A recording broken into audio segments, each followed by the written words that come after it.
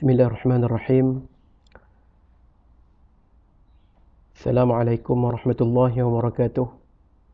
Alhamdulillah rabbil alamin wassalatu wassalamu ala asyrafil anbiya wal mursalin wa ala alihi wa sahbihi ajma'in. Qala rabbi shrah li sadri wa yassir li amri wa hlul 'uqdatam min lisani yafqahu qawli. Amma ba'd. Alhamdulillah.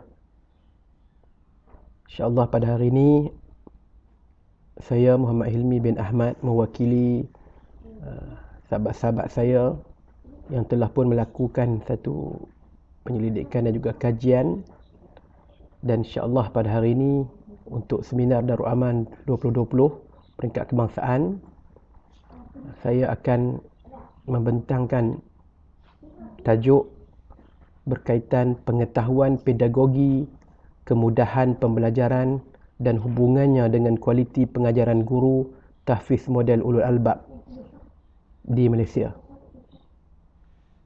Baik. Sebagai pengenalan, apa yang kita ketahui, anjakan 4 dalam Pelan Pembangunan Pendidikan Malaysia 2013-2025 di bawah PPPM menyatakan bahawa transformasi perguruan sebagai profesyen pilihan sekaligus menunjukkan bahawa Kementerian Pendidikan Malaysia amat komited untuk memperkasakan profesyen perguruan dalam usaha membangunkan modal insan kelas pertama. Usaha pembangunan dan pemerkasaan modal insan ini bermula dengan pembentukan guru yang berkualiti, kerana guru yang berkualiti merupakan langkah pertama dalam meningkatkan kualiti pendidikan di sekolah.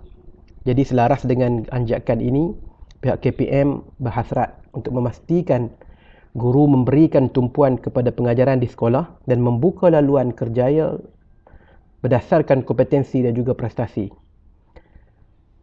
Untuk membuka pengenalan berkaitan dengan kajian kami ini, kami bawakan satu pandangan daripada Slevin yang mana beliau berpendirian bahawa kualiti pendidikan di sekolah dapat ditinjau daripada 4 elemen.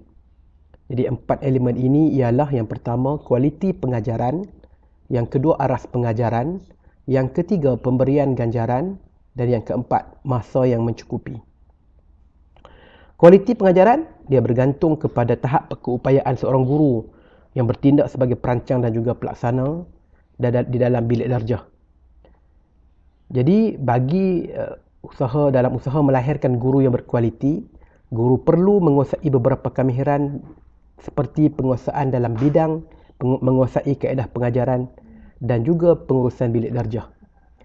Mengikut Sulman tahun 1987, beliau menyenaraikan 7 domain pengetahuan asas guru, iaitu yang paling utama yang kami ingin tonjolkan di sini ialah pengetahuan pedagogi am. Baik. Selain itu, kemudahan pembelajaran dan yang baik dan juga yang lengkap juga mampu untuk membantu guru dalam meningkatkan kualiti pengajarannya. Jadi dalam usaha untuk menarik minat dan mempelbagaikan aktiviti di dalam bilik darjah, guru perlu memanfaatkan pelbagai sumber kemudahan yang ada untuk meningkatkan keberkesanan pembelajaran dan juga keupayaan regulasi kendiri murid.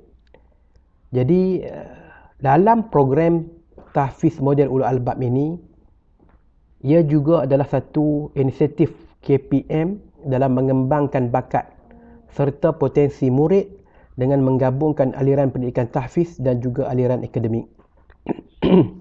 Jadi sehingga kini terdapat lebih kurang 15 buah sekolah menengah terpilih sedang melaksanakannya di Malaysia dengan menggunakan kurikulum bersepadu tahfiz, iaitu KBT. Jadi sebagai pengenalan, program tahfiz model ulul albab ini berpaksikan kepada 3 gabungan pendekatan. 3 gabungan pendekatan ini iaitu yang pertama Quranik, yang kedua pendekatan ijtihadik, dan juga yang ketiga pendekatan ensiklopedik. Jadi 3 pendekatan ini merupakan paksi utama program tahfiz model ulul albab ini dilaksanakan di 15 buah sekolah menengah terpilih yang sekarang ini sedang dijalankan. Baik. Antara persoalan kajian yang kami cuba tonjolkan dalam kajian ini, jadi kajian ini dirangka bagi menjawab soalan kajian seperti mana berikut. Yang pertama, adakah terdapat hubungan yang positif dan signifikan berkaitan dengan kemudahan pembelajaran terhadap kualiti pengajaran guru di tahfiz model ulul albab? Yang kedua, adakah terdapat hubungan yang positif dan signifikan pengetahuan pedagogi guru terhadap kualiti pengajaran guru tahfiz model ulul albab?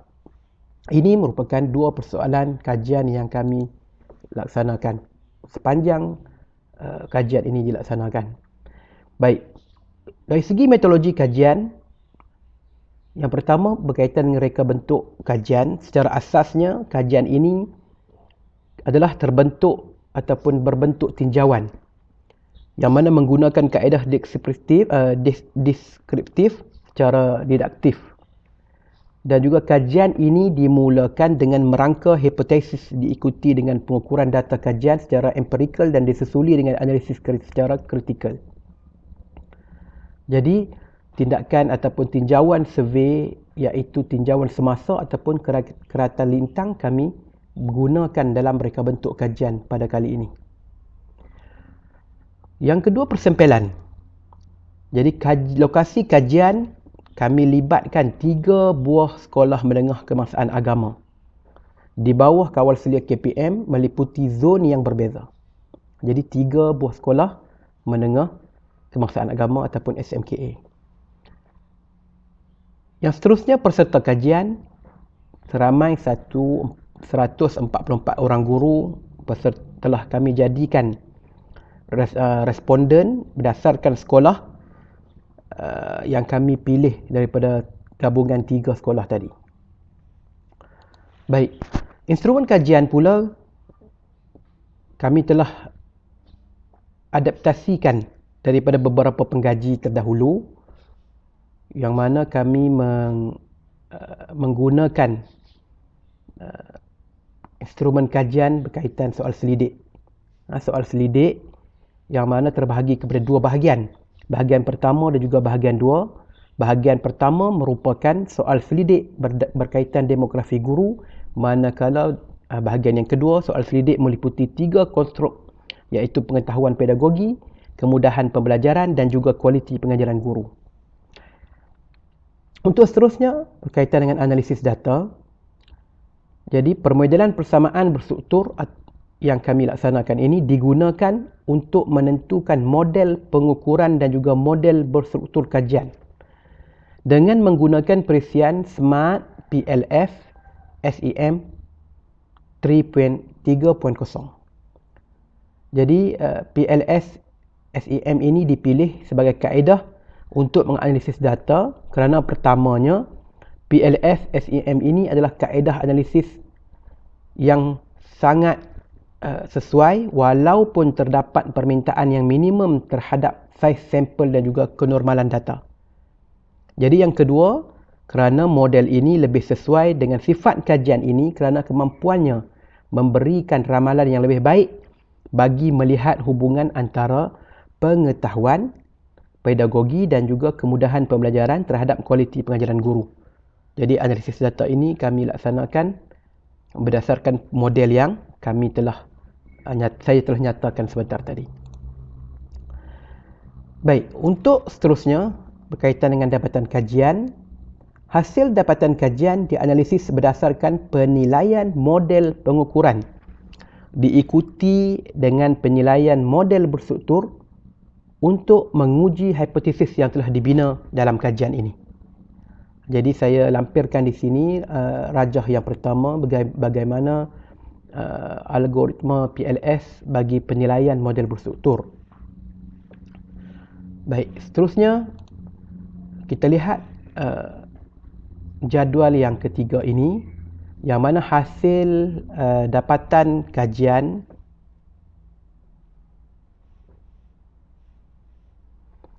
menunjukkan analisis menunjukkan bahawa pengetahuan pedagogi guru dan juga kemudahan pembelajaran secara signifikan dan positif mempengaruhi kualiti pengajaran guru di sekolah tahfiz model ulul albab. Oleh itu, kedua-dua hipotesis dalam kajian ini disokong keputusannya berkaitan hipotesis yang telah kami nyatakan sebentar tadi. Baik, seterusnya berkaitan dengan perbincangan. Jadi secara keseluruhannya, pengkaji mendapati bahawa terdapat hubungan yang signifikan antara pengetahuan pedagogi dan kemudahan pembelajaran dengan kualiti pengajaran guru di tahfiz model ulul albab. Jadi oleh yang demikian, guru perlu lebih kompeten dalam meningkatkan pengetahuan demi meningkatkan keberkesanan pengajaran. Dan hasil kajian juga turut menunjukkan bahawa kemudahan pembelajaran yang lengkap dan baik dapat membantu guru meningkatkan kualiti pengajaran mereka, menurut Nurilzah Cik Hassan, serta mempengaruhi kepuasan murid dalam aktiviti pembelajaran di sekolah. Oleh itu, kemudahan pembelajaran di sekolah perlu diurus dan diselia dengan baik agar penggunaannya berada pada tahap yang optimum dan selari dengan peredaran zaman. Jadi ini adalah hasil perbincangan berkaitan dengan kajian yang telah dilakukan. Okey, seterusnya implikasi dan cadangan. Kajian ini mendapati peranan guru dalam memiliki pengetahuan yang lengkap terhadap kaedah pengajaran adalah penting dalam menghasilkan pengajaran yang mampu menarik minat murid. Jadi, guru juga perlu mempelbagaikan penggunaan BBM dalam pengajaran mereka. Dalam arti kata yang lain, penggunaan buku teks yang terlalu kerap haruslah dikurangkan dengan cara isi kandungan buku teks tersebut diterjemahkan dalam bentuk BBM, iaitu kita menggunakan alat bantu mengajar yang lebih inovatif dan juga praktikal di zaman sekarang. Seterusnya, pihak sekolah haruslah mengambil inisiatif dengan menganjurkan siri-siri latihan. Siri-siri latihan dengan dalam perkhidmatan secara berterusan dan konsisten. Ini perlu dilaksanakan kerana ia mampu menjadi medium perkongsian bijak dalam kumpulan guru dan juga guru. Ada kesinambungan, ada perbincangan antara guru novis dan juga guru berpengalaman dengan berkongsikan tips dan teknik dalam menghasilkan keberkesanan dalam pengajaran. Baik, seterusnya kita juga memberikan cadangan agar KPM disarankan agar melihat peningkatan profesionalisme guru sebagai satu usaha berterusan, konsisten dan sistematik ke arah memartabatkan profesion perguruan. Jadi pihak KPM harus mengisi ruang-ruang yang keperluan dalam pengurusan dalam kalangan guru tahfiz model ulul albab ini dalam bidang inovasi, terutamanya dalam mencari solusi bagi kaedah hafazan pantas dalam konteks pelaksanaan program tahfiz model ulul albab. Jadi dalam masa yang sama juga pihak KPM disarankan mengadakan usaha sama dengan Kementerian Pengajian Tinggi untuk menawarkan program tahfiz dengan pendidikan di peringkat ijazah sarjana muda dan ijazah lanjutan bagi tujuan bekalan guru tahfiz agar sentiasa mencukupi saban tahun. Dan ini merupakan satu kesinambungan yang baik sekiranya KPM dan juga KPT dapat melaksanakan perkara yang kami cuba cadangkan ini agar ia lebih mempunyai implikasi yang baik. Baik, ini perkara yang kami nak sampaikan dalam kajian kami ini. Jadi sekadar itu saja. Terima kasih kepada semua. Mudah-mudahan kajian ini dapat memberikan sesuatu benefit dan juga kebaikan dalam usaha kita untuk memastikan peningkatan ilmu di dalam masyarakat kita di Malaysia ini akan terus berkembang maju. Terima kasih banyak-banyak. Wabillahi taufiq wal hidayah. Assalamualaikum warahmatullahi wabarakatuh.